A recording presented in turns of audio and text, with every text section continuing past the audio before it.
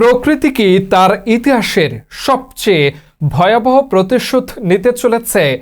গত ১৪০ বছরের সব রেকর্ড চুরমার করতে প্রশান্ত মহাসাগরে দানা বাঁধছে এক দানবীয় শক্তি, যার নাম সুপার এল নিনো।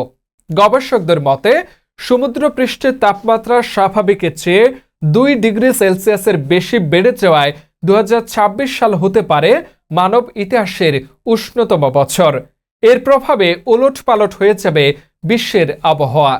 দক্ষিণ এশিয়া, বিশেষ করে বাংলাদেশ ও ভারতে দেখা দেবে তীব্র দাবদাহ ও দীর্ঘমেয়াদী খরা, যা কৃষি ব্যবস্থাকে ঝুঁকির মুখে ফেলবে। একদিকে অস্ট্রেলিয়ায় খরা চলবে, অন্যদিকে দক্ষিণ আমেরিকায় দেখা দেবে প্রলয়ঙ্কারী বন্যা ও শক্তিশালী ঘূর্ণিঝড়ের তাণ্ডব।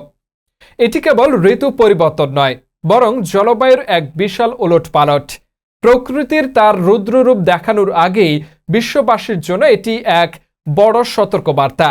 এখনই সচেতন না হলে ভবিষ্যৎ হবে আরও ভয়াবহ।